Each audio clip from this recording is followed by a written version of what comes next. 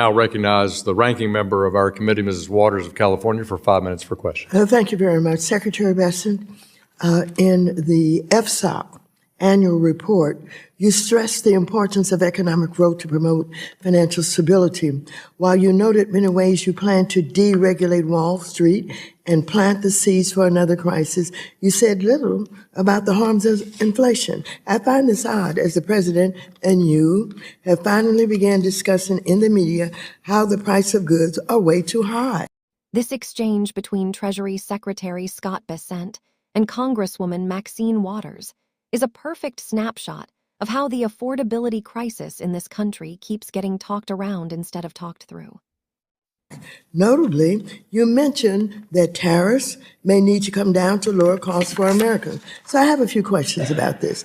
As a former hedge fund manager in 2004, and I don't want you to go into any long details about this, but did you write a letter to investors raising concerns about the impact of tariffs, writing that, quote, tariffs are inflationary? Did you say that at that time, yes or no?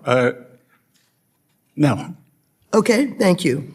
Okay, we have a New York Times article that, agrees that you said New York that. Times. Then last summer, when you testified before a Senate committee, you said, and I quote, there is no inflation. Tariffs are not being passed on to consumers. You were quite definitive and even claimed that critics had, quote, tariff derangement syndrome. Well, those comments are at odds with the statement you made to investors that tariffs are inflationary. Again, I want to be clear, so just let me ask you, are tariffs inflationary, yes or no? According to the San Francisco Federal Reserve, with 150 years of data, yes or no? Tariffs do not cause inflation. San Francisco Federal Reserve. Well, last November, as the Trump administration finally began to realize that affordability issues in America are not a hoax, you told Fox News that the government was going to reduce tariffs on goods like coffee and bananas, and that doing so would, quote, bring the prices down very quickly. Mr. Secretary, why was that announcement even necessary? If tariffs aren't inflationary, and as you and the president like to say, are paid for by the foreign country, a tariff on coffee or bananas shouldn't raise the price of either for American consumers. Well, that's the Trump logic, but that isn't reality. It did raise prices across the board, and you know it. I think you knew back in July also. The real question is, why would you even impose a tariff on a good that a country doesn't grow or make, as that would only serve to punish the American consumer? Now, as you know, this committee has taken a bipartisan approach to addressing another real affordability crisis, housing. Rents are too high, there aren't enough houses. However, one clear reason that the housing crisis has grown worse is that you and the rest of the Trump administration levied tariffs on housing production goods like lumber and steel, as well as appliances. These tariffs will result in half. Lumber is reclaiming my time. You don't get to talk. Lumber is at a 5-year low, Congresswoman. Reclaiming my time. Then let's just have the facts. Reclaiming my time. Thank you. However, one clear reason that the housing crisis has gone worse is that you and the rest of the Trump administration levied tariffs on housing production goods like lumber and steel, as I said, as well as appliances. These tariffs will result in 500,000 fewer homes built at a time when we need more homes built, not less. Trump single-handedly made housing more expensive. And once again, you know it, as Axios has reported that you were planning to lift tariffs on housing production goods. In addition, the unlawful campaign the Trump administration has waged with ICE and Border Patrol terrorizing American communities has also harmed home construction across America. So I ask you, Secretary Bessent, will you be the voice of reason in the administration and urge Trump to stop waging a war on American consumers and on housing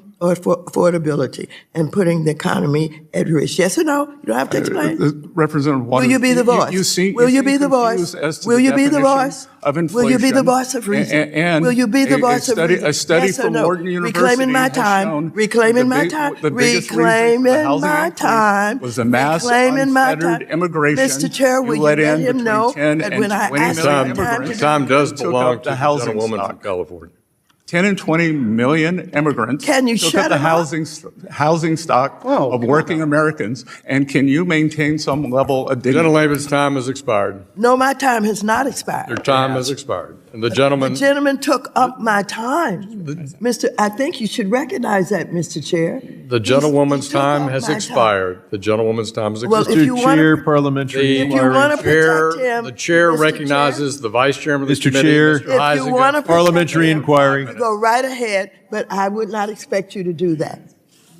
Before we jump in, make sure you hit subscribe, drop a like, and let me know in the comments if tariffs are helping you at the grocery store or just helping politicians argue on cable news. Now, this hearing wasn't just another dry back and forth about economic theory. This was about prices, real prices, the stuff people feel every single day when they buy food, pay rent, or try, unsuccessfully, to buy a home. And Maxine Waters came ready to drag the conversation back to that reality. Instead of engaging with that argument, the exchange descends into procedural chaos, interruptions, time disputes, and a pivot to immigration. That pivot matters. When affordability questions get uncomfortable, the conversation often shifts to something else, something louder, more emotional, and less directly tied to policy accountability. But Waters doesn't let go of the core question. Will Bessent be the voice of reason inside the administration and urge an end to policies that are raising costs for American families? Yes or no? And we never really get an answer. Here's the bigger picture, and this is where this exchange really matters. For years, Americans have been told that if prices are rising, it's either not happening, or it's not the government's fault, or it's just something they'll have to get used to. What Waters does here is force the conversation back to choices. Tariffs are a choice. Which goods get tariffs is a choice. Whether to admit their impact or deny it is a choice. And when those choices raise the cost of food, housing, and basic necessities, people notice. They may not always follow the details of trade policy, but they know when their rent goes up. They know when a refrigerator costs more. They know when a starter home slips further out of reach. What this exchange exposes is a growing disconnect between economic messaging and lived experience. On paper, tariffs are framed as strategic tools. In practice, they've functioned like a quiet tax on consumers, especially working-class and middle-class families who don't have financial buffers. And the housing piece is especially damning. You cannot claim to care about affordability while supporting policies that reduce housing supply. You cannot say you want lower rents while making it more expensive to build homes. Those positions don't coexist. The frustration you hear in Waters' voice isn't just partisan, it's structural. It's the frustration of watching affordability get treated like a talking point instead of an emergency. Because here's the truth, affordability isn't a culture war issue. It's not left versus right, it's math. And for millions of Americans, that math just isn't working anymore. If policymakers want credibility on inflation, housing, and cost of living, they're going to have to stop pretending tariffs are harmless and start owning the real-world consequences of their decisions. That's what this exchange was really about. If you found this breakdown useful, hit like, subscribe for more deep dives like this, and drop a comment. Do you think tariffs are helping American workers or just making everyday life more expensive? Let's talk about it.